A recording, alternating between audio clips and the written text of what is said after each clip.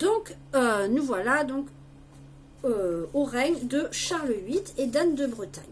Alors, Charles VIII, bon, il a grandi, il s'est plus ou moins débarrassé de sa sœur, et il a un rêve. Son rêve, c'est l'Italie. Évidemment, l'Italie, hein, je vous en ai parlé tout à l'heure, l'Italie faisait rêver à cette époque. Et son objectif, lui, c'est la ville de Naples. Naples, c'est tout au sud de l'Italie. Pourquoi c'est son objectif? Pourquoi il veut conquérir la ville de Naples, le royaume de Naples, hein, c'est un petit royaume, et la Sicile, parce que son arrière-grand-mère était une princesse napolitaine, une princesse de Naples, donc il y a très longtemps, une arrière-grand-mère, je ne sais pas si vous vous rappelez, Yolande d'Aragon, hein, celle qui avait protégé Jeanne d'Arc, elle était princesse, entre autres, de Naples, et donc il considère qu'il a des droits sur ce royaume de Naples. Alors, on ne va pas chercher à savoir si ces droits étaient tout à fait légitimes ou pas, mais il est roi de France, il a une des armées, voire l'armée la plus puissante d'Europe, il a les moyens d'aller jusqu'en Italie. Il est accompagné par plein de chevaliers, de soldats, etc. Parce que je vous rappelle qu'ils sont encore ils se considèrent encore comme des chevaliers. Hein, pour eux, même si pour nous c'est la Renaissance, non, pour eux, il n'y a pas de différence entre le Moyen-Âge et la Renaissance. Ils ne se rendent pas compte qu'ils ont changé d'époque. Eux, ils continuent à rêver de chevaliers, de croisades. Parce que voilà, aussi, Naples, c'est une étape pour ensuite penser à partir en croisade jusqu'à Jérusalem. Et aussi, tant qu'à faire, de reprendre la ville de Byzance aux Ottomans. Hein, voilà, évidemment. C'est un rêve. C'est pas possible. Il va pas y arriver et personne ne va y arriver non plus après lui. Mais il laisse Anne de Bretagne en France et il traverse toute l'Italie. Et là, il en avait entendu parler, mais il ne pensait pas que c'était aussi extraordinaire. Et donc il découvre le développement des arts. Ça n'a rien à voir. Lui, il est dans un château. Si vous regardez le document 11, le château de Loches, lui, c'est dans ce château-là qu'il vit. Hein. C'était le château de son père, où Louis XI vivait essentiellement à Loches. C'est sur la Loire, hein, c'est un château de la Loire. Et là, en Italie, il découvre des palais magnifiques, des peintures incroyables, des statues, il n'a jamais vu ça. Enfin, voilà. Et il se dit, mais c'est pas possible. Moi je veux plus vivre dans des châteaux inconfortables, sombres, il n'y a pas de fenêtres, quasiment, c'est des toutes petites fenêtres, c'est massif, c'est moche, il n'y a pas de décoration. Il veut plus de ça. Et donc, il va commencer à faire quelques travaux dans ces châteaux, toujours au bord de la Loire, hein, parce que, rappelez-vous, hein, depuis Charles VII, Paris n'est plus vraiment apprécié par les rois de France. Ils y vont de temps à autre, parce qu'il faut bien... il y a des affaires politiques qui ne peuvent se passer qu'à Paris, mais enfin, le plus clair de leur temps, Louis XI, Charles VIII et après les autres, vivent au bord de la Loire. Donc, il y a le château d'Amboise. Et vous voyez, on voit bien qu'il y a une partie encore médiévale avec des grosses tours, hein, comme à Loches, mais il y a une partie qui commence déjà à ressembler à un palais beaucoup plus sympathique, un palais italianisant, on disait, donc avec des fenêtres à l'italienne, ça commence à devenir plus sympathique. Et à Naples, il a réussi à conquérir Naples, il revient en France, son armée qui est restée là-bas pour maintenir la ville de Naples, au bout de quelques temps, perd la ville de Naples. Bon, voilà, c'est un peu un échec, mais au moins il est retourné avec des nouvelles idées, un art différent, évidemment, pour mettre en place la Renaissance en France. Et donc à 28 ans, donc dans son château d'Amboise, Charles VIII, avec Anne, ils n'ont pas réussi à avoir d'enfants, enfin en tout cas ils ont eu des enfants mais qui sont morts très jeunes. Mais bon, c'est pas grave, ils sont jeunes, hein, il a 28 ans, elle a 25 ans, bon, il n'y a pas d'urgence. Et puis qu'est-ce qui se passe? Charles VIII, il joue au jeu de paume. Le jeu de paume, c'est l'ancêtre du tennis. Il a très chaud et donc il court dans une galerie pour aller chercher de l'eau. Hein, enfin, il y va en courant, il a chaud et il se cogne contre un linteau de porte. Hein, donc le linteau, c'est en haut de la porte. Il se cogne. Pourtant, il n'était pas très grand, hein, mais ça n'a pas suffi malgré sa taille. Il est assommé, il en meurt. Voilà. Le roi est mort, il n'a pas d'enfant. Donc, qu'est-ce qui se passe? Eh bien, le trône va revenir à son cousin. Le cousin, donc je vous propose de revenir à l'arbre généalogique du document 1. Son cousin, c'est le fils du duc d'Orléans, rappelez-vous, qui était prisonnier des Anglais. Hein, celui qui faisait ses poèmes, ses chansons sur la France, prisonnier pendant 25 ans en Angleterre pendant la guerre de 100 ans. Il est revenu très âgé.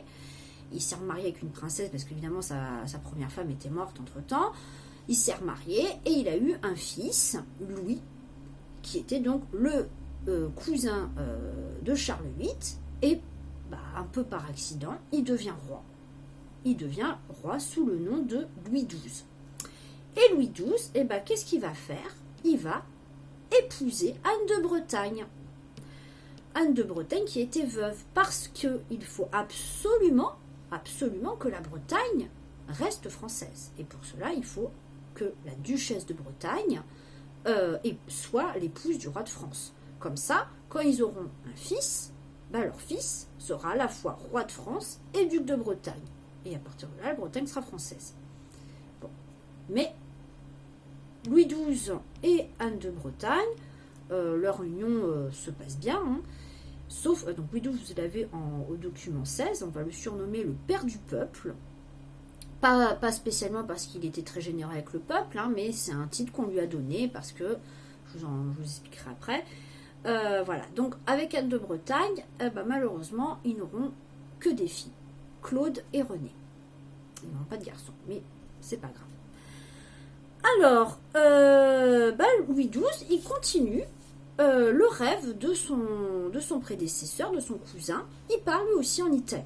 Donc, il considère qu'il a des droits à Naples, puisqu'il est le successeur de Charles VIII, mais aussi, et surtout, il considère qu'il a des droits sur le duché de Milan. Milan étant au nord de l'Italie, parce que sa grand-mère était une princesse de Milan. Encore une fois, par grand-mère, arrière-grand-mère. Voilà, donc il part lui aussi avec son armée. Lui aussi est ébloui par les fastes de l'Italie. Lui aussi réaménage ses châteaux au bord de la Loire.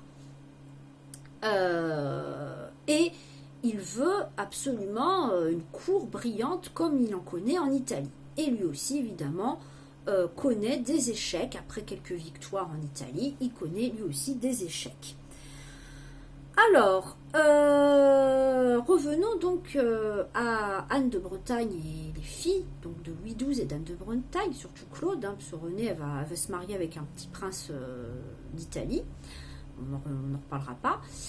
Et Claude, la fille aînée, donc, qui est par son père, qui a des droits donc sur le duché de Milan, qui a des droits par sa mère qui est duchesse de Bretagne par sa mère, et qui a aussi tout ce qu'on appelle le duché d'Orléans, donc le centre de la France, une grosse partie du centre de la France. Tout ça, elle en est héritière. Par contre, c'est pas parce qu'elle est la fille aînée du roi qu'elle devient reine de France. Ça n'a rien à voir. Elle peut pas être reine de France parce qu'elle est fille. Elle est fille. Pour être reine de France, il faut qu'elle épouse le successeur de son père. Et ce successeur, c'est François d'Angoulême. Vous retournez à l'arbre généalogique. Le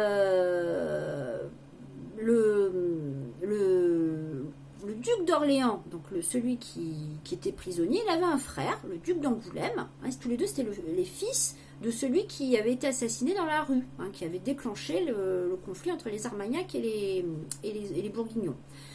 Donc, c'était le duc d'Angoulême, et donc, vous imaginez comment c'est éloigné. Hein. Claude, fille du roi n'a pas du tout de droit, contrairement à ce prince qui est très éloigné sur l'arbre généalogique. Donc ce François, duc d'Angoulême, épouse Claude. Mais au départ, Anne de Bretagne, sa mère, la mère de Claude, ne voulait pas. Elle détestait ce François parce qu'elle se disait, moi si j'ai pas de fils, ce sera lui le roi. Évidemment, ça la mettait un peu en colère. Elle avait du mal à supporter ce jeune prince qui lui montrait, devant ses yeux, c'était la preuve qu'elle n'avait pas elle-même de fils. Et c'était vraiment un désespoir de ne pas avoir de fils pour une reine de France. Et en plus, la mère de François, Louise de Savoie, alors elle ne se gênait pas auprès de Anne de Bretagne pour dire, vous voyez, mon fils, tant que vous n'avez pas de fils, c'est mon fils qui sera le roi. Donc, évidemment, les deux femmes se détestaient. Et donc, Anne de Bretagne, elle voulait que Claude épouse le petit-fils de Isabelle et Ferdinand. Vous vous rappelez, le roi et la reine d'Espagne? Ils avaient un petit-fils. Ils avaient une fille qui avait elle-même eu un fils. Et qui était aussi le petit-fils de l'empereur du Saint-Empire romain germanique. Voilà. Il était à la fois le petit-fils du roi et de la reine d'Espagne et le petit-fils de l'empereur. Donc, il s'appelait Charles. Et Anne de Bretagne trouvait beaucoup plus intéressant pour sa fille qu'elle épouse ce prince, promis un bel avenir, puisqu'il était le petit-fils de plusieurs souverains d'Europe. Mais Louis XII ne voulait pas. Louis XII ne voulait pas, enfin n'a pas voulu au départ, il était d'accord, puis après il a réfléchi, il s'est dit non, c'est trop dangereux, je préfère que Claude épouse mon successeur pour que la Bretagne reste française, que le Milanais en Italie reste français, que le centre de la France, tout ce qui était le duché d'Orléans, reste français, pour éviter que ce futur prince étranger récupère des territoires qui doivent revenir à la France. Ce serait trop dangereux. Et puis Anne de Bretagne mourant avant son mari, une fois qu'elle est morte, Louis XII profite pour marier sa fille à François d'Angoulême. Et un an plus tard, même pas un an plus tard, quelques mois après, Louis XII meurt et François d'Angoulême a 20 ans. On est le 1er janvier 1515, et François devient donc le roi François Ier. Et ce sera la suite pour une prochaine vidéo.